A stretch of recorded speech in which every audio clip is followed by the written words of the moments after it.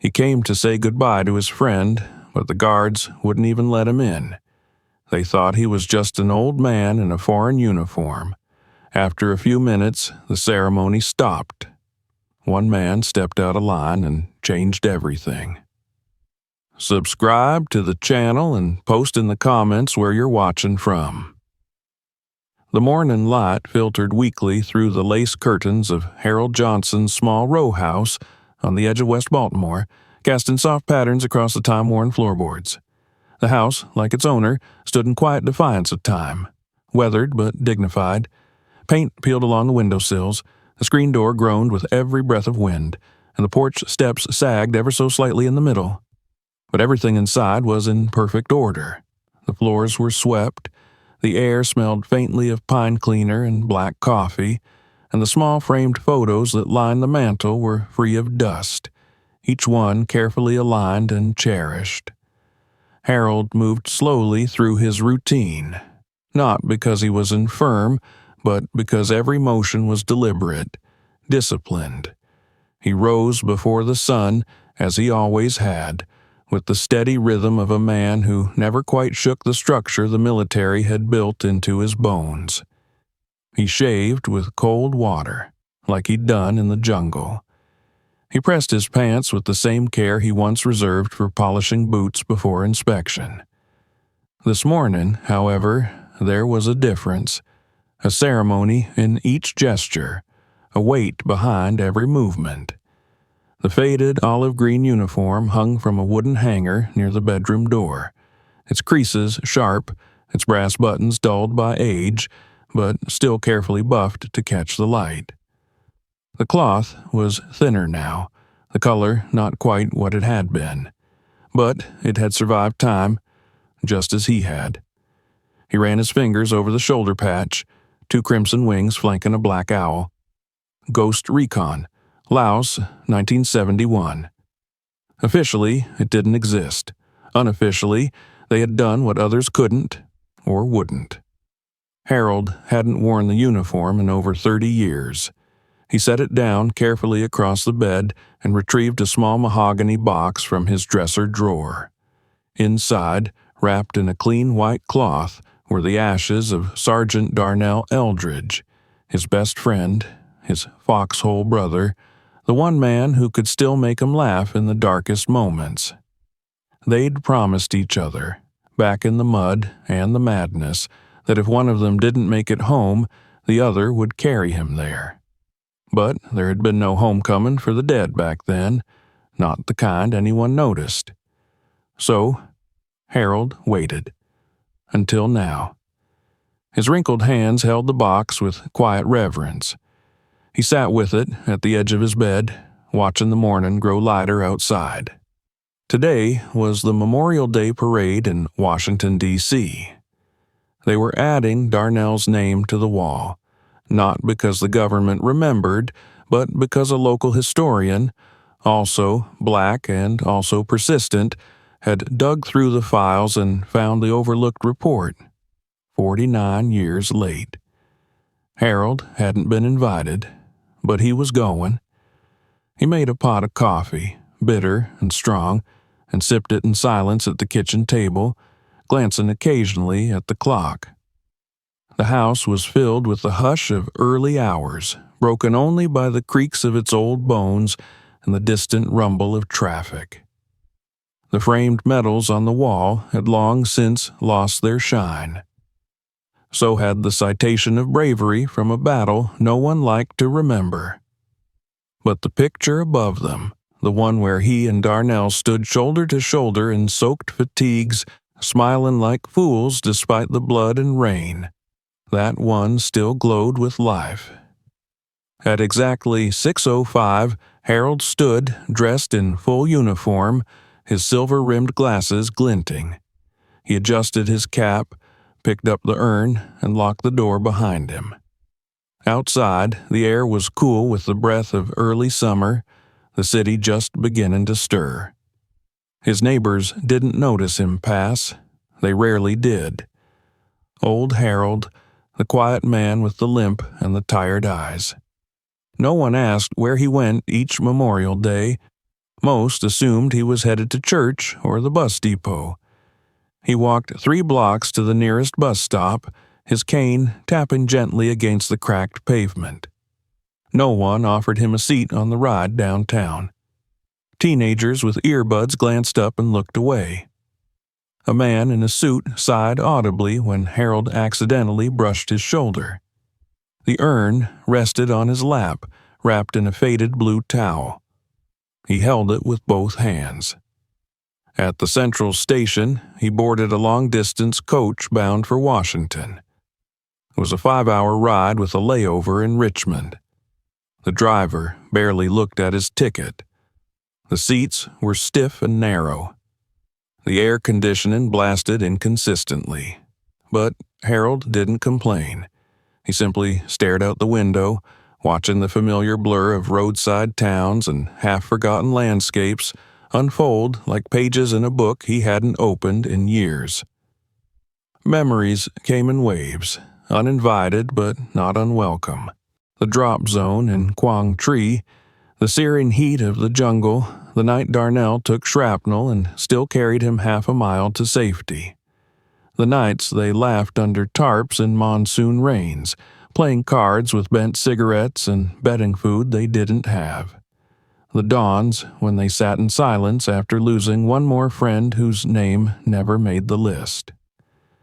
Somewhere outside Alexandria, he drifted into a light doze, the rhythm of the road rocking him into memories.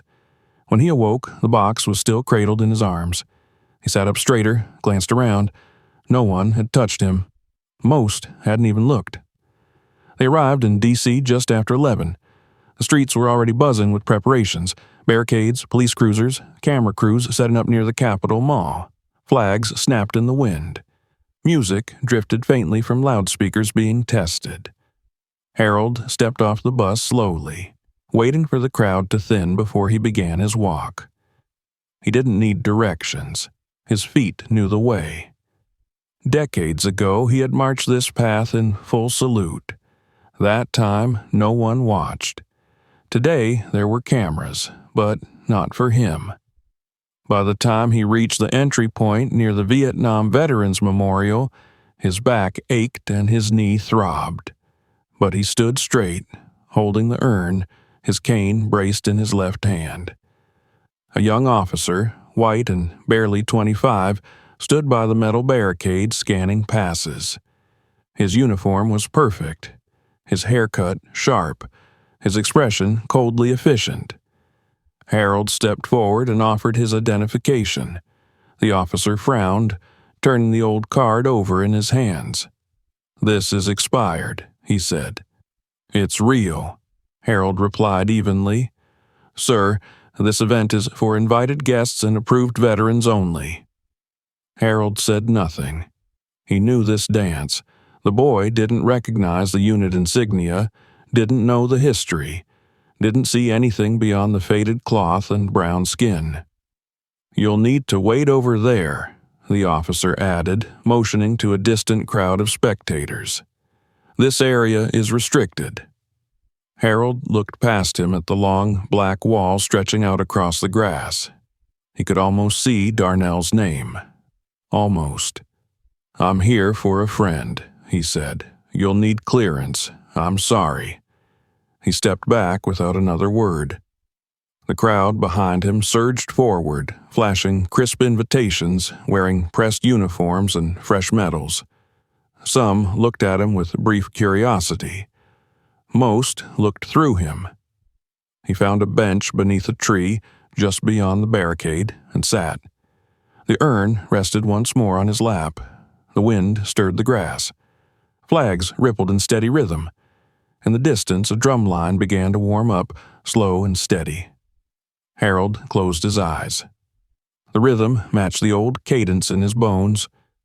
No one saw him arrive, no one asked his name, but he had come, just as he promised. And even if the country still hadn't remembered him, he remembered it all. The bench beneath Harold creaked faintly as he shifted, stretching his back with a soft wince. The memorial lawn spread before him like a vast field of ceremony, dressed in red, white, and blue. Flags flanked the sidewalks, ribbons twisted from every pole. Spectators, families, veterans, officials, and tourists milled about in organized chaos as the final minutes before the parade dwindled away. Harold sat still, the way a soldier sits when the mission demands patience. The urn rested in his lap, a small solemn weight against his thighs. Around him, people moved without noticing him. He could feel it. Not hostility, but something subtler, colder. Invisibility. The kind he had carried most of his life. He was there for one thing, and one thing only. The wall. The black granite monolith stretched like a scar against the earth, reflecting sunlight and shadows in equal measure. From where he sat, Harold could just see the edge of it, where new names had recently been added. One of them was Darnell's. It had taken decades, but it was there now, etched in stone as it should have been so long ago. All Harold wanted was to deliver his friend home. But the barrier still stood between them. And so did the boy in uniform. He rose slowly and approached the security checkpoint again. A different young officer, perhaps 2 years older than the first, had taken post. His uniform was darker, more decorated, likely a second lieutenant. Harold cleared his throat softly. "Excuse me," he said, voice low. The officer turned. He glanced at the old man before him, his faded jacket, his cane, the polished yet dull insignia, the urn in his hand. There was a brief flicker of confusion, then detachment, a trained kind of dismissal. "Can I help you, sir?" "I'm trying to reach the wall, section 39, line 52. "You'll need an invitation badge to pass through. Do you have one?" Harold pulled the laminated card from his inner coat pocket. It was cracked at the edges, the color faded from years of exposure, but it was genuine. Department of Veterans Affairs, dated 1995, with his full name and division. The officer took it, scanned it, frowned. "This isn't current. It doesn't have the 2020 stamp. And this unit, I've never heard of this designation." Harold's jaw remained still. He didn't expect them to know Ghost Recon. That wasn't their fault. Their training manuals didn't list unacknowledged operations. There were no unit patches for the missions conducted in countries the government denied even entering. "It's valid," Harold said quietly. "I'm sure it was, at some point," the officer replied, "but I can't let you through without current clearance. I'm not here to join the ceremony. I'm here to deliver my friend." "Sir, I understand, but rules are rules. You can observe from the general audience area." Others began to queue behind him. Voices grumbled. A woman in pearls and a wide-brimmed hat murmured, "Why's he holding up the line?" A man in dark glasses shook his head. Harold could feel the judgment sliding over him like oil. He'd felt it in '68 in a diner in Georgia, in '74, when he returned to a country that thanked him with closed doors and job applications that mysteriously disappeared. He had lived a life where worth was measured by how little he demanded in return. And still, he didn't argue. He nodded once and stepped aside again. He returned to his bench beneath the tree, the same tree that seemed to offer no shade from the heat building behind his temples. He set the urn gently on his lap once more, straightened the brim of his cap, and sat still. Around him, the celebration continued. Marching bands warmed up, brass horns gleaming in the sun. Photographers lined the barriers, angling for shots of senators and decorated officers arriving with their entourages. Harold watched it all with the same expression he wore in the jungle. Calm, distant, alert. His fingers curled around the handle of his cane, the knuckles tight and pale. The weight in his lap felt heavier now, not just because of Darnell, but because of what this place was refusing to remember. A group of children passed nearby, chattering about the planes overhead, waving little plastic flags. One boy pointed toward the security line and asked, "Why can't that old guy go in?" His father tugged his hand. "Probably in the wrong place," he said dismissively. Harold exhaled softly, not angry, just tired. From his bench, he could see the long rows of seats filling with people. Politicians with crisp suits and pinned ribbons, high-ranking military officials with chests full of medals, every gesture practiced for the cameras. He watched a Marine colonel rehearse a handshake with a senator, smiling with eyes that didn't move. Everything choreographed. Darnell hated this kind of thing. "I don't need nobody to clap for me," he used to say. "I just want them to stop pretending I never existed." Harold looked at the urn. "I'm trying, brother," he murmured. A golf cart rolled past carrying a 4-star general toward the stage. Several aides jogged alongside it. Behind them, a procession of retired officers walked in careful rhythm, their faces solemn, their steps steady. One of them, a tall man with a silver mustache, glanced briefly in Harold's direction, then looked away. Just another face in the crowd. Just another ghost on the lawn. Nearby, a woman with a press badge pointed her camera toward a group of children in uniform, all saluting in unison. She turned, spotted Harold, hesitated, and then moved away. There were no headlines in Forgotten Men. The microphone crackled. A voice announced the beginning of the ceremony. The national anthem began to play. Everyone stood. Harold rose too, slowly, supporting himself on the cane. He held the urn against his chest, the movement gentle, almost cradling. The anthem echoed across the lawn, triumphant and proud. It spoke of rockets' red glare, of freedom and bravery. It was meant to bind them all together. But, standing outside the barricade, Harold couldn't help but feel it was singing to someone else. He lowered himself back onto the bench as the speeches began. The Secretary of Defense spoke of sacrifice. The mayor of D.C. read names. The president, speaking from a pre-recorded video, thanked the heroes who had built the nation's legacy.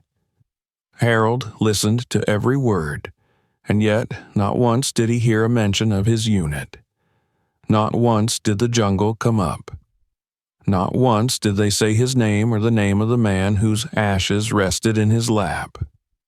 When the music played again, he bowed his head, not to the ceremony, but to the memory.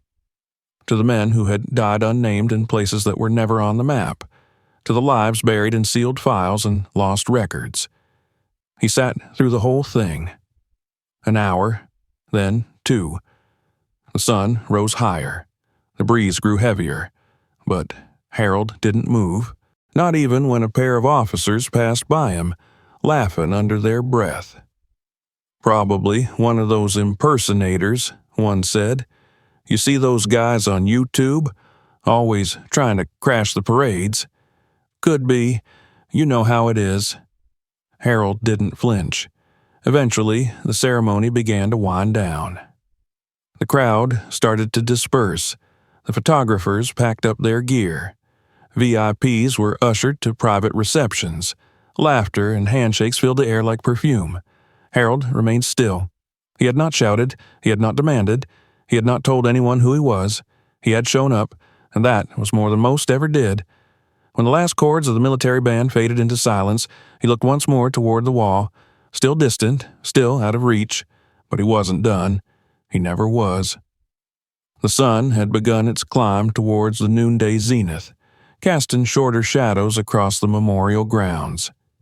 The last of the official ceremony's guests had thinned into distant clusters, some lingering at the refreshment stations under white tents, others retreating toward shuttle buses or catching up in slow-moving lines of departing vehicles. Despite the dispersal, Harold Johnson remained anchored beneath the same maple tree, as immovable as one of the stone monuments dotting the field. He hadn't eaten. He hadn't left his seat. His only movements were the slow shift of posture as the aches in his joints demanded mercy. The urn still rested across his lap, guarded by both hands. The slight tarnish in its bronze shimmered softly with the sun's reflection, a quiet testament to years gone and debts unpaid.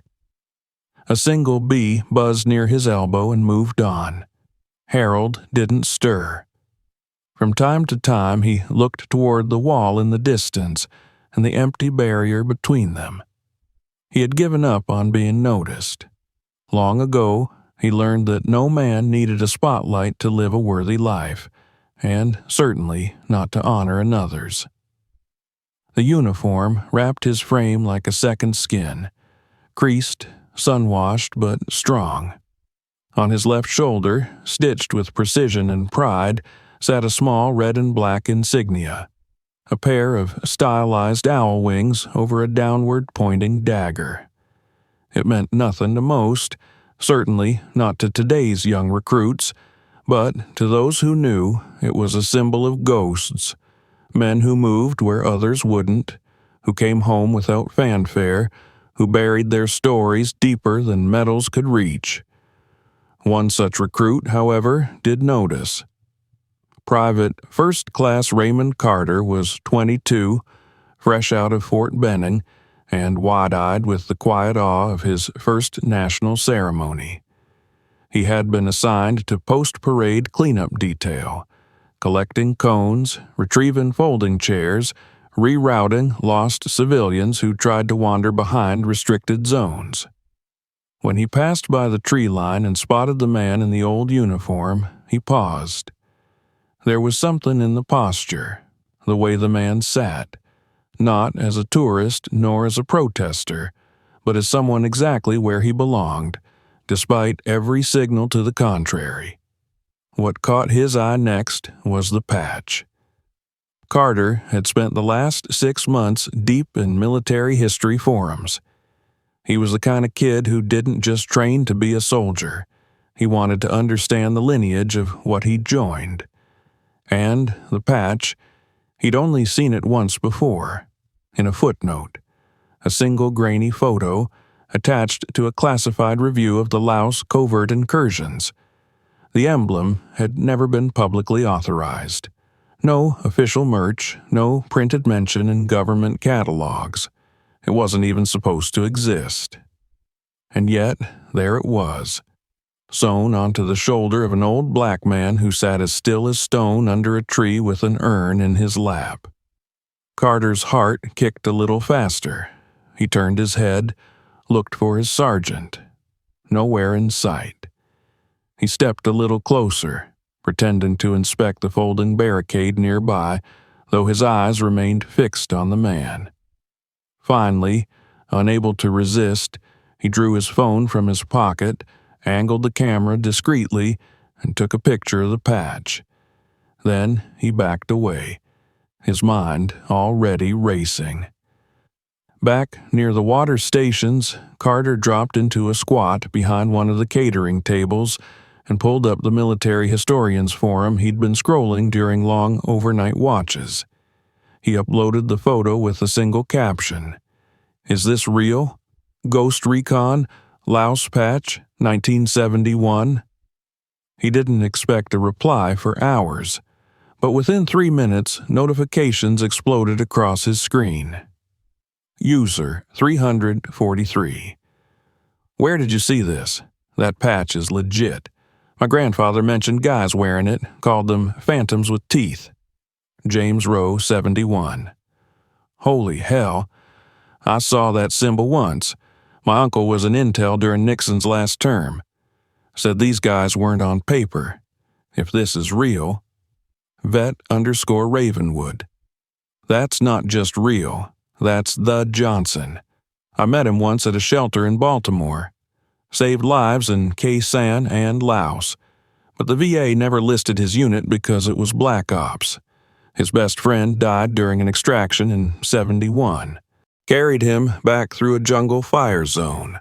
No backup, no evac.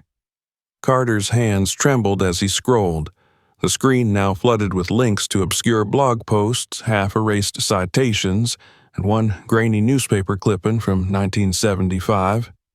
Man denied medal after heroic rescue. Cites racial bias.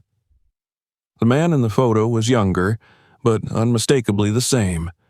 Sharp cheekbones, narrowed eyes, a soldier's set to the jaw.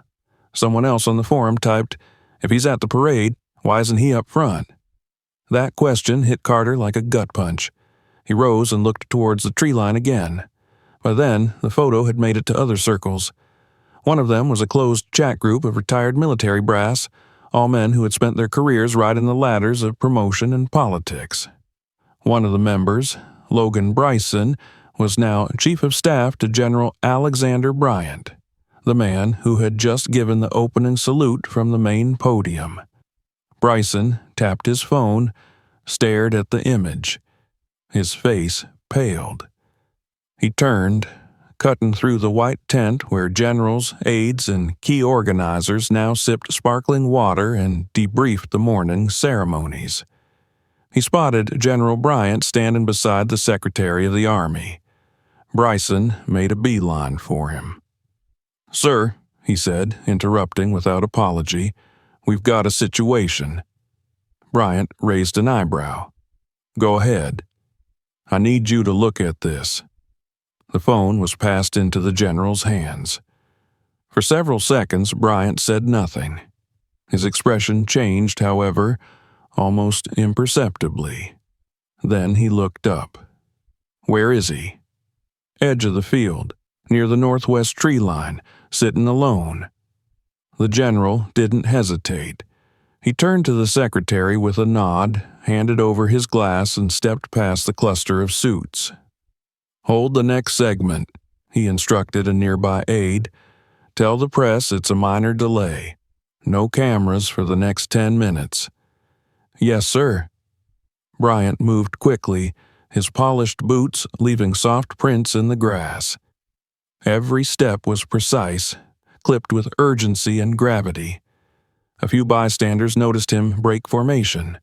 Whispers followed his path. They wondered where he was going. And then they saw him head straight toward the old man by the tree. Harold hadn't moved. Not when Carter posted the picture, not when the crowd buzzed online. Not even now, as one of the highest-ranking officers in the United States Army approached him without entourage, without a microphone, and without a word. He sensed the presence only when the footsteps slowed. He looked up.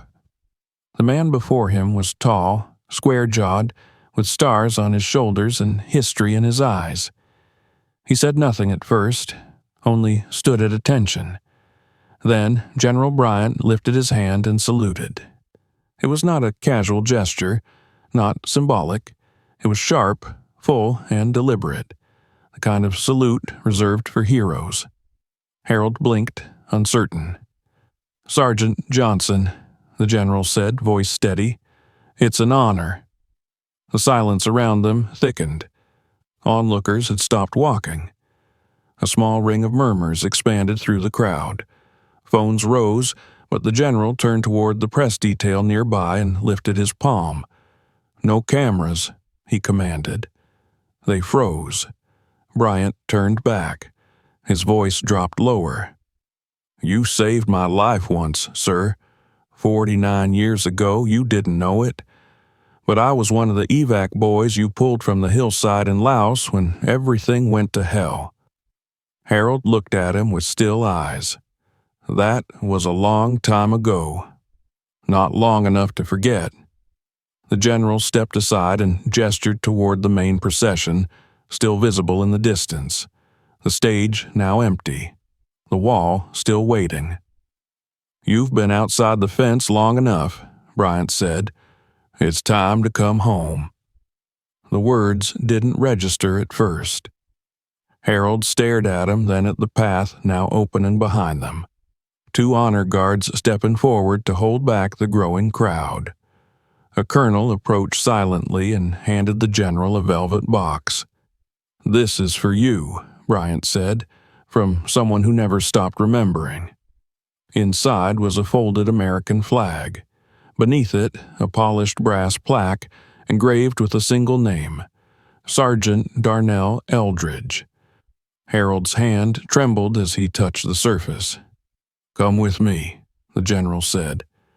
Harold rose slowly, gathering the urn against his chest. He didn't speak. He couldn't. But he walked.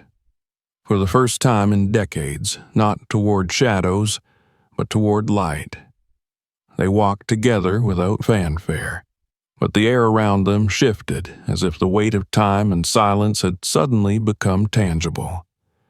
General Alexander Bryant moved with the gravity of rank, every step deliberate, but beside him Harold Johnson moved with something older than protocol. He walked like a man bearing memory itself, not for himself, but for another. The urn remained in his arms, cradled close, wrapped in that same blue cloth that had accompanied him from Baltimore. At his side, the general's stride slowed, matching the measured rhythm of Harold's gait, and the hush that followed them grew steadily. Word of their movement reached the heart of the ceremony before they did. From the main stage, an aide hurried toward the inner perimeter, whispering urgently to the master of ceremonies. Murmurs passed like ripples through the rows of chairs. Veterans stood halfway from their seats, unsure if they should respond. Journalists hesitated, camera lenses twitching like uncertain eyes. And then, breaking tradition, the honor guard that had formed the ceremonial line along the main aisle parted in silence, creating a path that had not been rehearsed. They all watched as the general and the old soldier approached. Harold didn't notice the silence at first. His gaze remained fixed on the black granite wall ahead. It gleamed in the midday sun like obsidian, the names upon it etched with a precision that made them shimmer like stars on a cloudless night. Somewhere among them was Darnell. Somewhere, finally, a name that had not existed on any monument, in any official file, or in any textbook for 5 long decades. Now it was there, waiting for the man who had carried it through fire and decades. When they crossed the inner boundary, Harold's steps faltered only briefly. He was not used to being welcomed across rope lines. 2 officers saluted. Another stepped forward with a small earpiece whispering into it, but stopped as Bryant raised a hand. "Let it go," the general said. "This is his moment." The Secretary of the Army, who had been seated near the front row, rose quietly. Several generals followed. Soon, a ripple of motion passed through the ranks. One by one, uniforms straightened, hats were removed, hands were raised to brows in silent salute. Harold didn't see them. His eyes were locked on the wall. The general turned slightly, voice just loud enough for those near the front to hear. "For those wondering," he said, not as a speech, but as truth, "this man is not a guest. He is not an addendum. He is not a mistake in the records." He turned fully now, his voice rising just enough to carry. "This is Sergeant Harold Nathaniel Johnson, Laos, 1971, Ghost Reconnaissance Division." He led a 2-man extraction through enemy lines under direct fire to retrieve a wounded operative and his radio man. There was no backup, no air cover, no medals given, no press. The operation was classified until 10 years ago, but I was there. The crowd was no longer murmuring. I was that wounded operative. He didn't know my name then. I was just one more soldier down in the mud, bleeding and blind. He got us out, both of us. We lived because of him, and until today, no one has thanked him. That ends now. For a long moment there was no reaction. just the wind. Then a single hand clapped, hesitant. Another followed, then more, but it didn't erupt into applause. It rose like a wave of acknowledgement, respectful and subdued, a sound more like prayer than celebration. Harold blinked. His fingers curled more tightly around the urn. "I don't need any of this," he said softly. General Bryant looked at him with something close to grief in his eyes. "I know," he replied. "That's why you deserve it." A woman from the National Archives approached with a box in her hands, polished wood, a brass plaque on the lid. She offered it without ceremony. Bryant opened it and drew forth the Medal of Honor, its ribbon still folded, the medallion glowing faintly beneath the sun. "She was yours all along," the general said, but he did not place it around Harold's neck. He held it up for the crowd to see, then closed the box and handed it to him. Harold accepted it, but did not look at it. Instead, he turned toward the wall and stepped forward. The path opened for him. Men and women in full dress stood at attention, every branch of the military represented. As he passed, some saluted, others simply bowed their heads. A few placed fists over hearts. No one spoke. At the foot of the wall, a small pedestal had been placed. A folded flag lay on it. Beneath it, a single wreath. No one else stood nearby. The crowd had formed a respectful distance, as if understanding that this was sacred territory now. Harold stepped up to the pedestal. For the first time, his knees trembled slightly, not from pain, but from something deeper. He placed the urn gently upon the stand, adjusted the cloth so it would not catch the breeze, and straightened. He looked up at the names. Row 52, Section 39. And there it was. Eldridge, Darnell, T. The letters were small, unadorned, but to Harold they blazed. For a moment he was back there, in the thick, wet heat of the Laotian jungle, the stench of sweat and cordite, the breathless fear of dusk falling too fast. He remembered the scream of gunfire, the voice yelling for help, the blur of trees and blood and smoke. Darnell, half dragged across a riverbed, laughing through his own pain. "You're ugly as hell, man," he'd said, and Harold had laughed too, even while the tracers whistled overhead. Now, 54 years later, he stood alone, facing the echo. "You're home," he said. There was no dramatic music, no trumpet, just wind. He remained standing for another minute, his hand resting gently on the urn, and then he turned. The general was still there. So was the secretary. So were the soldiers, all waiting. Harold looked out at them, unsure what to do. Bryant stepped forward again and cleared his throat. "There's one more thing." From behind the honor guard came a second line of men. They were older. Some walked with canes, others leaned on sons or aides. All wore pieces of the past, patches, old hats, jackets with faded names. Harold's breath caught as they approached. Ghost company. He hadn't seen some of them in decades. He had thought many were dead, but they were here now. Each one took his place in a line behind the pedestal. When they reached their positions, they stood at full attention. No one had told them to. No one had rehearsed this, and they simply did it. Harold walked the line slowly. Each man saluted as he passed, some with tears, some with fierce pride, not for show, not for press, because they remembered.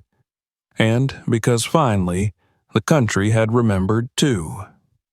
The sky had begun to soften to a gentler blue by the time the final note of silence settled over the crowd. The ceremony was not over, not officially, but in a way that few would ever admit aloud, the real memorial had already taken place. What had transpired between the tree line and the wall, between an old man and his nation's conscience, had eclipsed everything else the day had offered. The wall, with its endless lines of carved names, seemed to watch in mute witness as Harold Johnson stepped down from the platform, his head lowered, his hand still tingling from the brief, solemn touch he'd laid atop the urn. He had not wept. He hadn't allowed himself the indulgence, but something inside him had shifted, unlocked perhaps by the sight of Darnell's name at last where it belonged, among the honored dead, inscribed not just in stone, but finally in memory. General Bryant remained by his side, walking not ahead, not behind, but level, shoulder to shoulder, as the honor guard silently parted once more to let them through. Harold's steps were slow but sure, each one pressed into the grass with the dignity of a march, a kind of ceremony unto itself.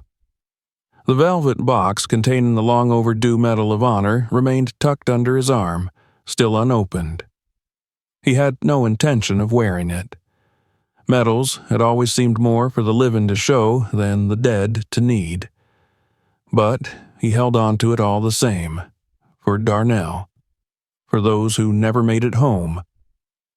Ahead of them, a second gathering was forming, less rigid, less formal, but charged with a different kind of energy. A makeshift reception line of sorts, veterans from every branch and war, some in full uniform, others in old jackets that smelled of attic trunks and rust, faces lined with time, hands that trembled but still saluted with pride. Many had stood earlier. Now they waited again, this time not for a general or a senator or a parade, but for Harold. As he passed through them, they did not reach out, did not ask for stories or pictures. Instead, they stood in silence, lifting fingers to brows in respectful salute or bowing their heads. Each gesture a recognition not only of Harold, but of every soldier who had returned from the field only to be forgotten by the country they fought for.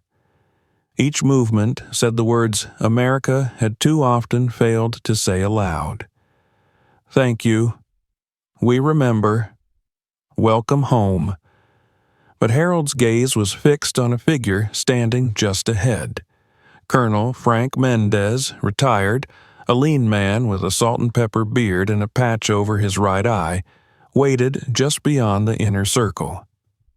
The last time Harold had seen him was in a field hospital tent in Da Nang, half conscious and laughing deliriously through a morphine haze after taking a bullet meant for someone else.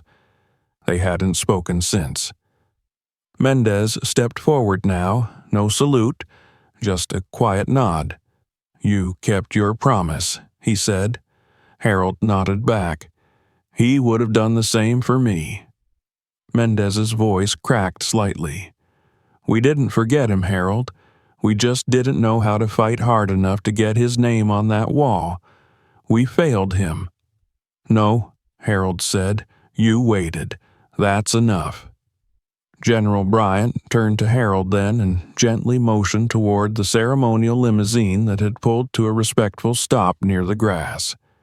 The door stood open, the polished interior barely visible beyond the tinted glass. At first, Harold hesitated. He had never ridden in anything like that, not once in his life. It felt strange, too clean, too honored. But Bryant's expression was earnest, and more importantly, he wasn't asking. It was simply offered.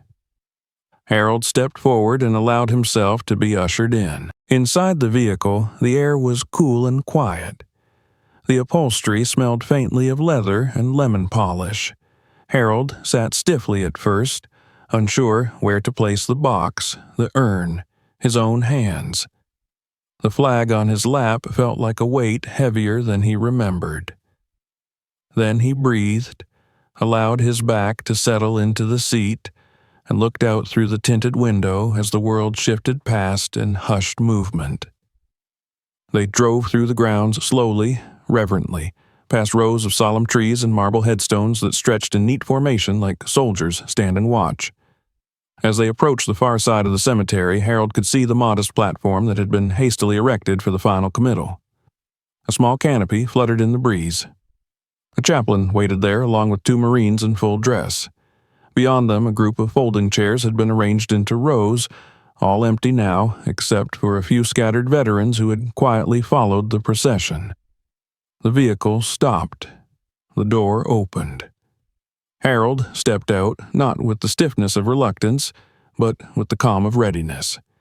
He carried the urn once more, not because it was required, but because it was right. The Marines saluted. The chaplain stepped forward, but did not speak. He simply nodded and stepped aside. Harold approached the pedestal in the center of the canopy and placed the urn down with both hands. The flag followed, laid gently across the table beside it. For a moment, he stood still, shoulders slightly bowed, not in weakness, but in solemnity. Behind him, General Bryant remained standing. No camera crews, no audience. Just the hush of the cemetery, broken only by the faint rustle of leaves. Harold reached into his pocket and withdrew a small, weathered envelope. He had written the note the night before. It wasn't poetry, wasn't profound, just a few simple words. He tucked the envelope beneath the urn. Then he stepped back, and the silence held. It lasted for one long, unbroken minute before the first hand rose. From the tree line came movement. Ghost company, what remained of it.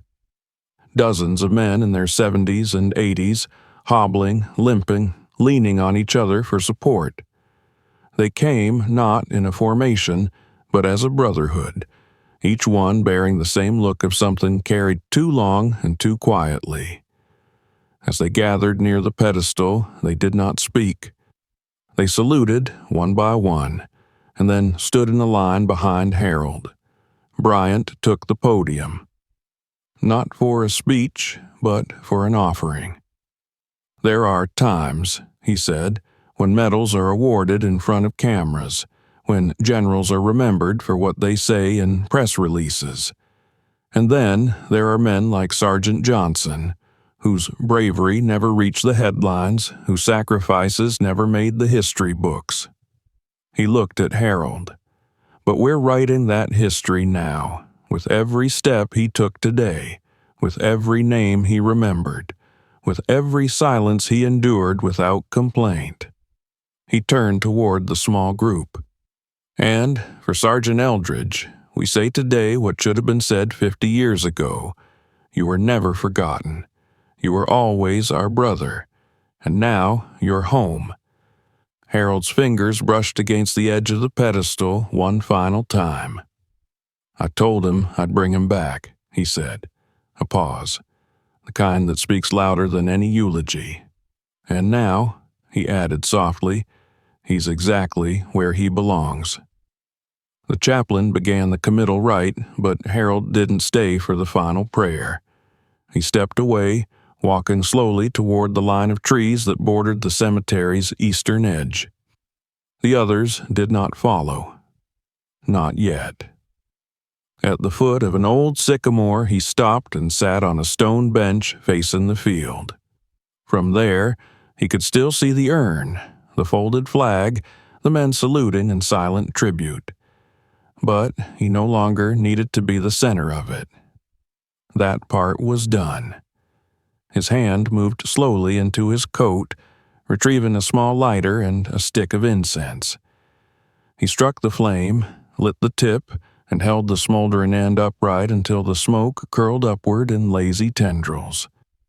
He planted the incense stick into the dirt beside the bench. He didn't speak loudly.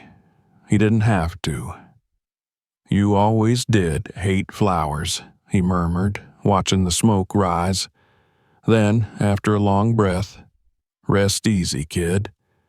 He closed his eyes. Behind him, the silence held, and it was enough.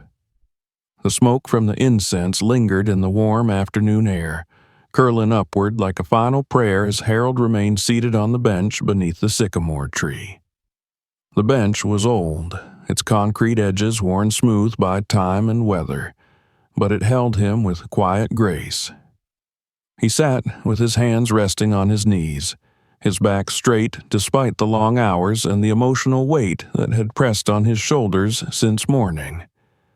Around him, the cemetery had grown quieter.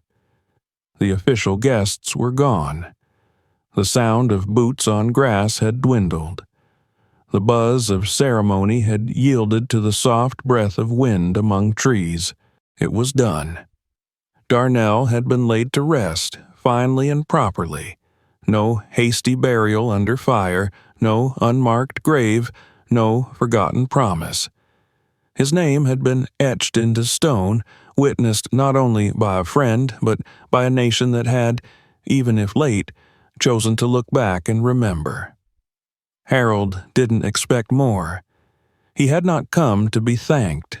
He had not hoped for recognition. If anything, the spotlight unsettled him. All his life he had been taught that real soldiers didn't chase attention, they did their duty and faded back into the silence from which they came. And he had done just that for over 5 decades. But then came the sound of footsteps again.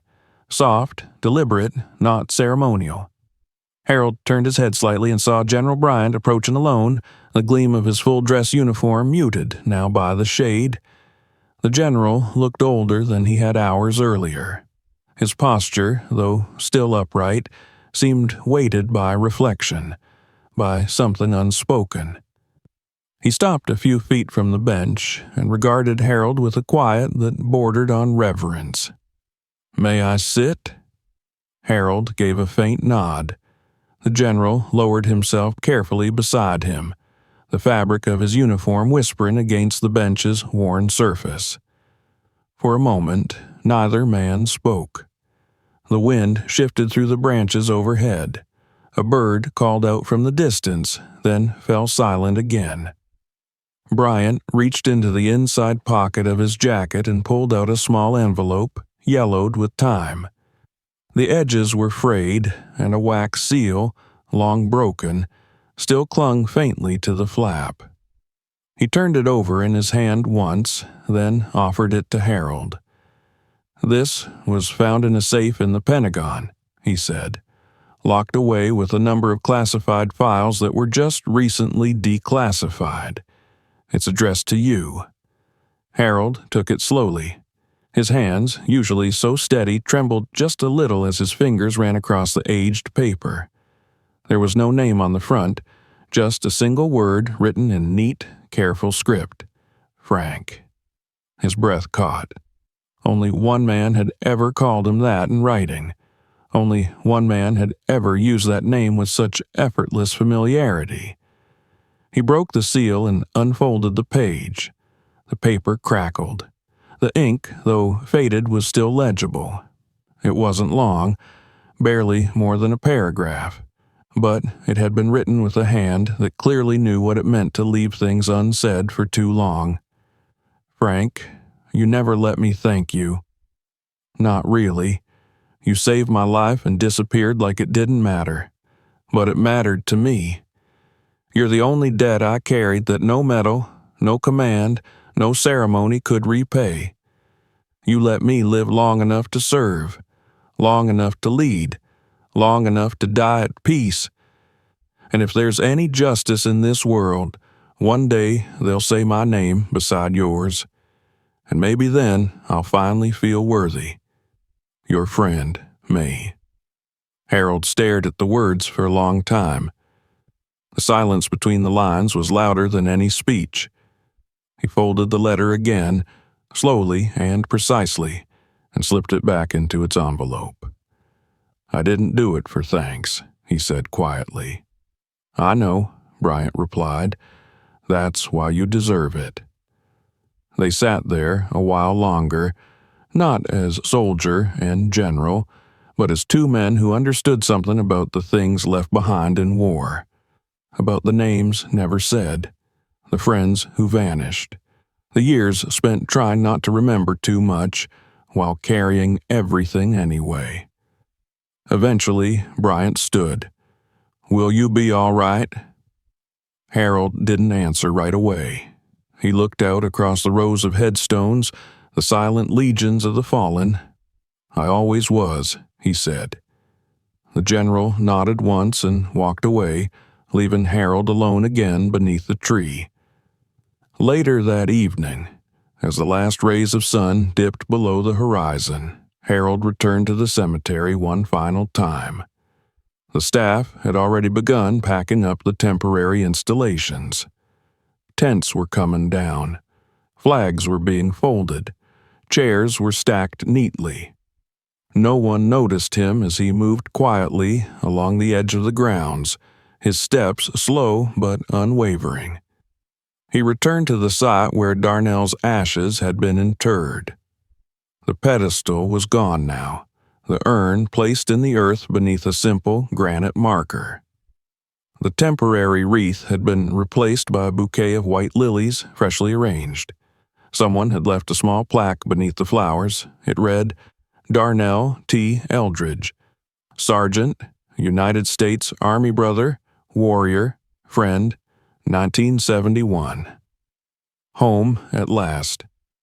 Harold knelt, the stiffness in his knees sharp but ignored. He placed the envelope beside the marker and rested his palm over the cold stone. "Your name's gonna last longer than mine," he whispered, "and that's how it should be." He lingered in the hush of twilight, the cemetery bathed in the golden spill of dusk. Somewhere nearby, a bugle played taps, faint and distant but unmistakable. He closed his eyes and listened. That night, he returned to Baltimore. His house was just as he'd left it. Quiet. Still. The television remained off. The porch light clicked on as he stepped up the stairs. He stood at the door for a moment, as if unsure whether to go in, then reached into his coat pocket and drew out the velvet box with the Medal of Honor. He placed it on the mantel beneath Darnell's old photograph, then sat in his armchair and stared at it in silence. The past had never truly left him, but maybe now it had found its place. 1 year later, the sun rose over Baltimore with a softness that felt almost deliberate.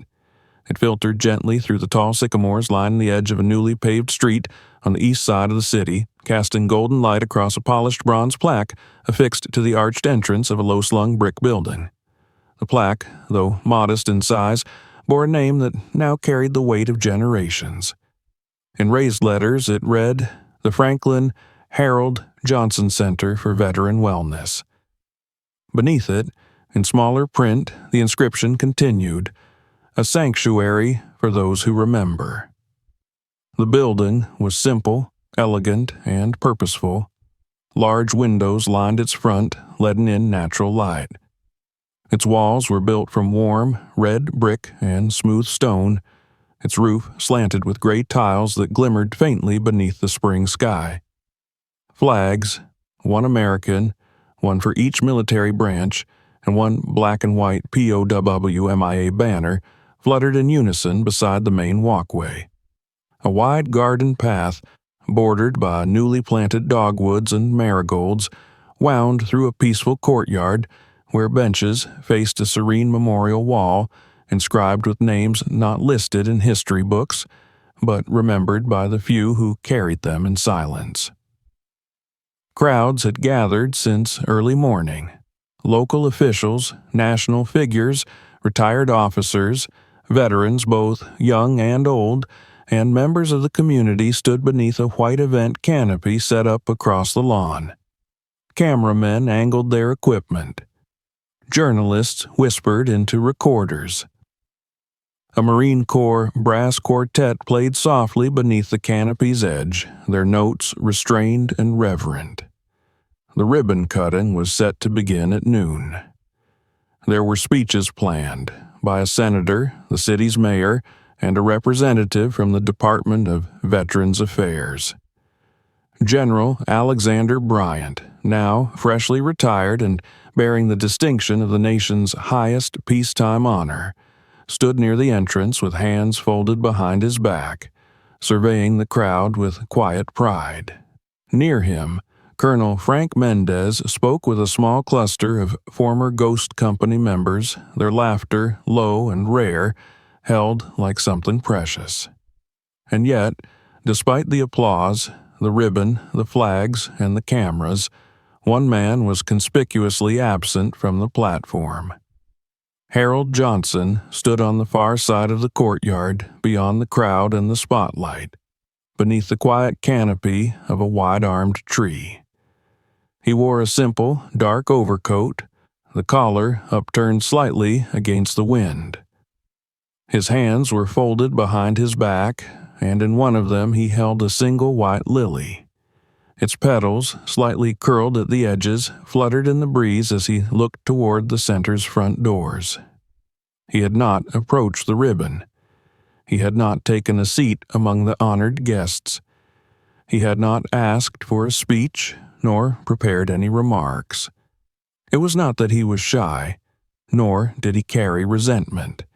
He simply believed that the building, like the mission it now represented, spoke more clearly without him at the microphone. From his vantage point, he watched everything unfold, the press adjusting their angles, veterans in wheelchairs flanked by family members, a group of young Navy recruits standing at attention near the front. It was all well organized, thoughtful, even beautiful.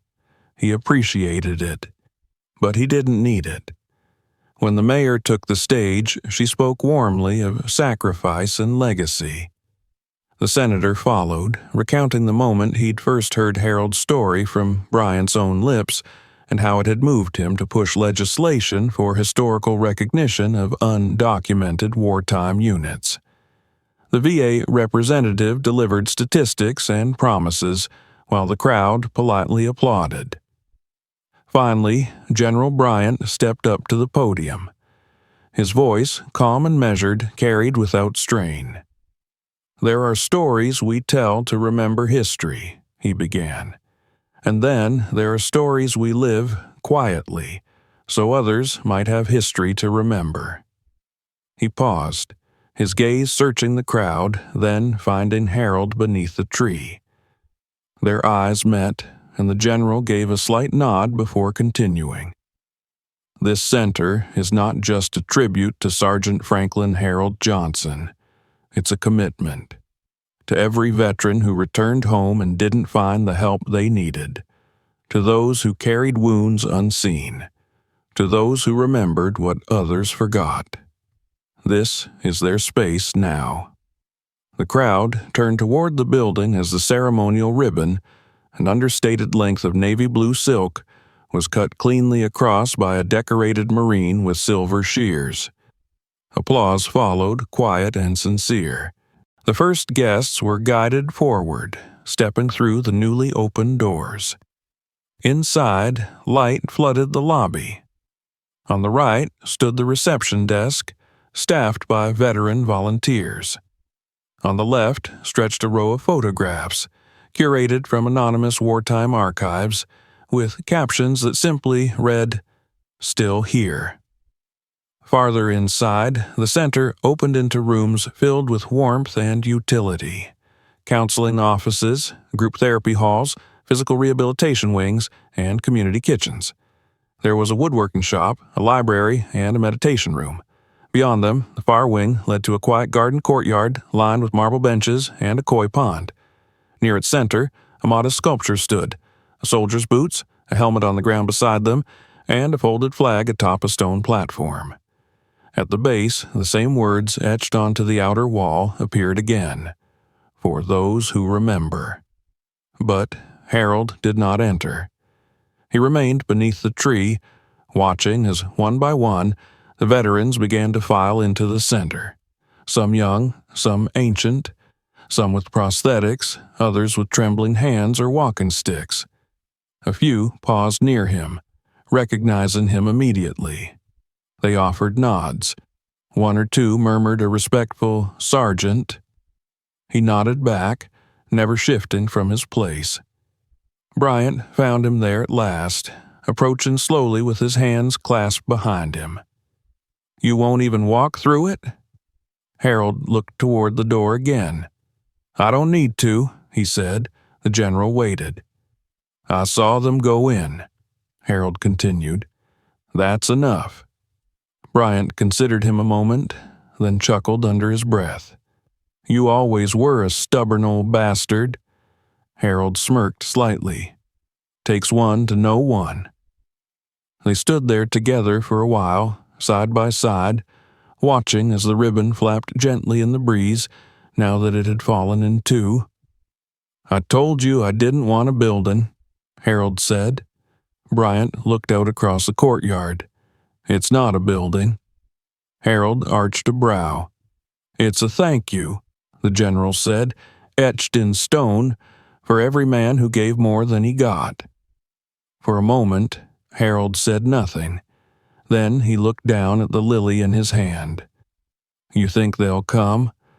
Bryant followed his gaze toward the center's open doors, where two young women in army fatigues were helping an older man with a cane up the ramp. Behind them, a father with a child in his arms and a prosthetic where his leg should have been stepped forward through the glass. "They already have," the general said. Harold looked once more, then turned away. He didn't need to stay. He had seen what mattered. The center would continue, with or without him. The names would be read, the doors would remain open, and the silence would finally have a place to speak. As he walked slowly down the side path, his shoes crunching softly against the gravel, people turned to watch. They didn't shout, they didn't cheer, but they noticed. He no longer passed invisible through crowds. Heads nodded, hands rose in subtle salutes. Some simply stepped aside, offering space without needing to be asked. Harold didn't acknowledge them directly. He wasn't one for spectacle. But deep down, something shifted again. Not pride, not satisfaction, peace. And it stayed with him as he disappeared around the edge of the courtyard, the lily still held gently in his hand. In the distance, a child's laughter echoed from inside the center, and beneath the soft hush of the trees, the world remembered. Subscribe for more stories like this. Watch the next video to keep going, and share this one with someone who needs to see it.